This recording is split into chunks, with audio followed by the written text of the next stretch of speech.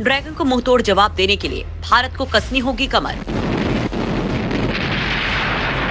चीन को सैन्य नीति में उसी की चाल से देनी होगी पटखनी।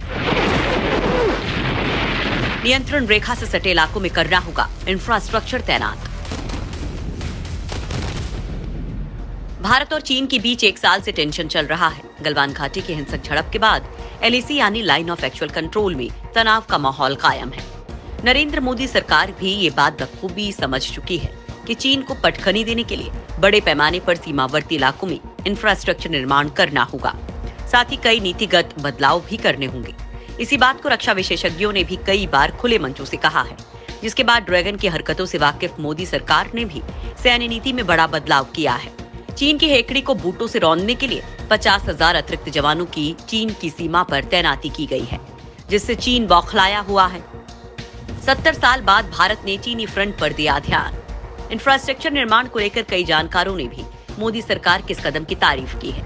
रक्षा विशेषज्ञों का मानना है कि 70 साल बाद ही सही, लेकिन भारत ने इस फ्रंट के ऊपर भी अपना ध्यान दिया है।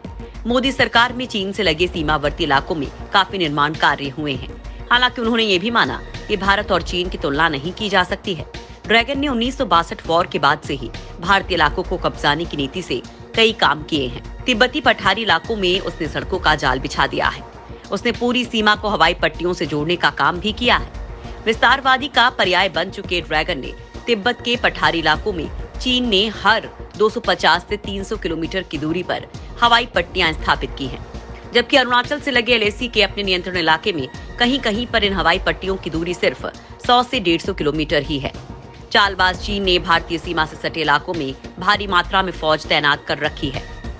शांति का संदेश, चीनी झांसा। चीन के सरकारी भोंपू ग्लोबल टाइम्स ने भारत के आक्रामक रुख को देखते हुए शांति की बात कही है। चीन की सरकारी अखबार ग्लोबल टाइम्स ने अपने विदेश मंत्रालय के प्रवक्ता विंग वेनबिंग के हवाले से लिखा है कि चीन और भारत के बीच स्थिति सामान्य है। दोनों ही देशों के बीच सीमा पर स्थिति को और भी सामान्य बनाने के लिए बातचीत का सिलसिला जारी है। चीन के कई रक्षा विशेषज्ञों ने भी भारत की तैयारी देखकर शांति का संदेश देना शुरू कर दिया है। शंघाई स्थित इंस्टीट्यूट फॉर इंटरनेशनल स्टडीज के निदेशक जाओ गेनचिंग ने ग्लोबल टाइम्स से कहा है कि दोनों ही देशों को कमांडर स्तर की होने वाली 12वीं दौर की वार्ता के लिए अच्छी तैयारी करनी चाहिए, ताकि सीमा का विवाद खत्म हो सके और आपसी संबंधों में सुधार हो। उन्होंने ये भी कहा कि अच्छी बात है कि दोनों देशों के बीच वार्ता के रास्ते बंद नहीं हुए हैं। इसका भारत और चीन को फायदा उठाना चाहिए। ड्रैगन के इस शांति संदेश को भारत के सामरिक मामलों के विशेषज्ञों ने झांसा करार दिया है। सीमा विवाद पर बातचीत को चीन की एक बड़ी साजिश बताया है। विशेषज्ञों का मानना है कि साल 1962 में भी हिंदी चीनी भाई भाई कहकर चीन ने भारत की पीठ में खंजर घोंपा था। अब वही हरकत दोबारा करने के फिराक में है। कई रक्षा विशेषज्ञों ने आज के हालात को लेकर पहले की सरकारों को जिम्मेदार ठहराया है। उनका कहना है कि भारत ने अपनी सैन्य शक्ति को पाकिस्तान से होने वाली संभावित सुरक्षा के खतरों को देखते हुए ही पोजीशन करता रहा है, जबकि चीन ने भारत के साथ बेहतर रिश्ते बनाए रखते हुए भी सीमा पर अपनी सैन्य शक्ति बढ़ाना जारी रखा। पिछले 2 दशकों में भारत राजनयिक संबंधों को सुधारने में लगा रहा और इधर चालबाज चीन ने सीमा पर अपनी गतिविधि जारी रखी।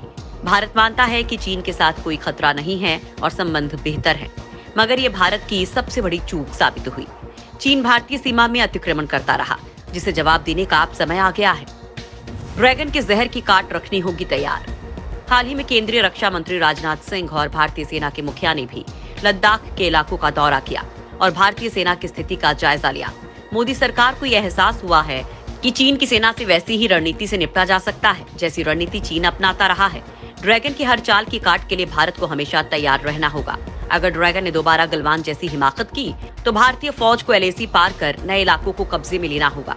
भारत के लिए अब एक नहीं बल्कि 2 फ्रंटों पर एग्रेसिव नीति के तहत चलना होगा, ताकि आंख दिखाने वाले ड्रैगन को भारत उसकी औकात दिखा सके।